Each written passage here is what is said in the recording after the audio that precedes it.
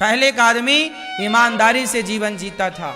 पहले का आदमी इतना ईमानदार था कि अपनी पत्नी के सिवा पराई नारी को नहीं देखता था। यदि वो पराई नारी को देखता है मतलब आप अपनी पत्नी को धोखा दे रहे हैं, आप अपनी पत्नी से झूठ बोल रहे हैं।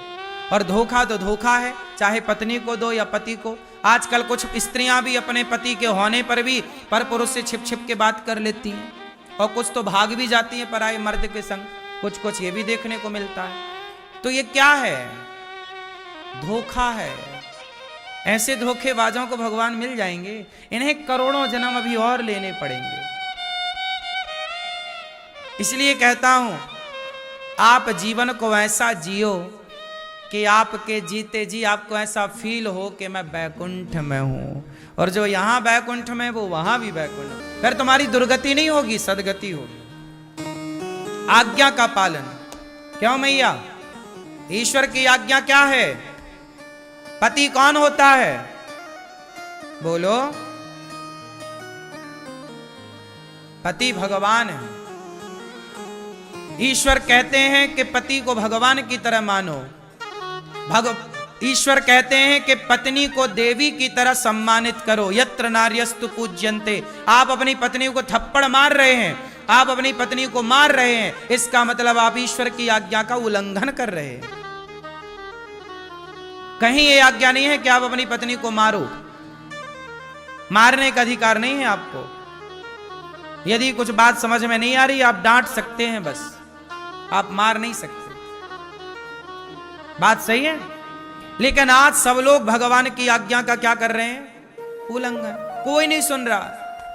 पत्नी को मार रहा है, पत्नियां भी पति को जड़ रही हैं थप्पड़ पे थप्पड़।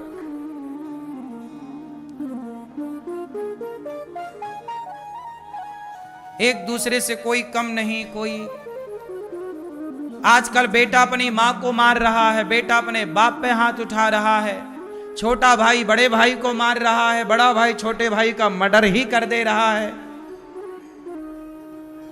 यही चल रहा है ना दुनिया में। कोर्ट कचहरी जाओ, भरा पड़ा है सब अपराधों से। बोलो हाँ। स्त्रियों को दूसरा अच्छा लगा तो पति को टाए कर दिया। कई पत्नियां मर्डर करके जेल में हैं। पति का मर्डर कर दिया क्योंकि पराये पुरुष से प्यार हो गया था, उसके चक्कर में इसको साफ ही कर दिया। बाद में पकड़ी गई तो जेल की हवा में। सब चल रहा है। बोलो हाँ। क्यों हो रहा है सब? क्योंकि एक ईश्वर की आज्ञा का उल्लंघन हुआ, एक ईश्वर की आज्ञा का पालन नहीं कर पाए। इसलिए अपने जीवन को वेद के अनुसार जीना चाहिए, धर्म के अनुसार जीना चाहिए। प्राण जाए पर धर्म ना जाए। प्राण जाए पर वचन मीन्स धर्म, धर्म ना जाए। छोड़ देंगे सब कुछ पर धर्म नहीं छोड़ेंगे। हमारे देश में यही तो है, हमारी संस्कृति यही तो सिखाती है। मर जाना बेहतर है साहब, धर्म का परित्याग नहीं। इसलिए हमारे राजा महाराजा, हमारे देश की तमाम स्त्रियां जौहर कर लेती थी। माता पद्मावती ने जौहर कर लिया पर अपना धर्म नहीं छोड़ा। जौहर मतलब आग में कूद गई। जौहर मतलब आग का बहुत बड़ा भट्टा जलाया, आग की लपटें उठ रही हैं, उसमें कूद गई। 50-50 हजार स्त्रियां कूद जाती थी आग में। पद्मावती के संग लगभग 50,000 स्त्रियों ने जौहर किया था।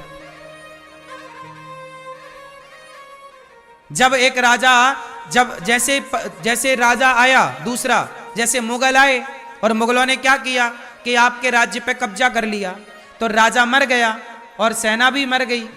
तो अब सेनाओं की जो पत्नियां हैं, सैनिकों की जो विधवा पत्नियां हैं और राजा की पत्नी जिसका पति शहीद हो चुका युद्ध में, अब वो पत्नियां सेना की और वो राजा की रानी क्या करती? वो जीता हुआ राजा आता था, इस रानी को पकड़कर उसके साथ बलात्कार करता था, इन महिलाओं के साथ अत्याचार करते थे। तो वो अत्याचार ना कर सकें, हमारे शरीर पर किसी पर पुरुष का स्पर्श ना हो, हम मर जाएं पर अपने धर्म का त्याग ना करें। मर जाती थी वो। इसी को कहते थे जौहर। मीराबाई ने जिक्र किया है इस बात का, जौहर की गति जौहर जाने, जो कोई जौहर होए। हैरी मैं तो प्रेम दीवानी, मेरो दर्द न जाने कोई। ये मीराबाई ने पदों में गाया है। जौहर की बात मीराबाई ने भी, मीराबाई के जमाने में जौहर था, उस समय वही कालखंड था जब देश गुलाम था, मुगलों के अधीन था, चारों तरफ युद्ध ही युद्ध चल रहे थे।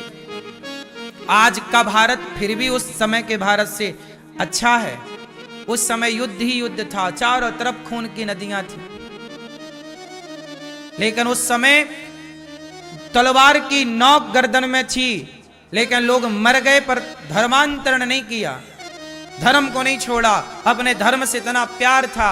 और आज सब सुविधाएं होने पर भी आदमी 1000-2000 में धर्म छोड़ने को तैयार है। गांव के गांव धर्मांतरण की आग में जल रहे हैं इस देश में। बोलो हाँ। मुगल तलवार के नोक में जितना धर्मांतरण ना करा पाए, आज आजाद भारत में उससे ज्यादा धर्मांतरण पैसों के बल पे हो रहा है।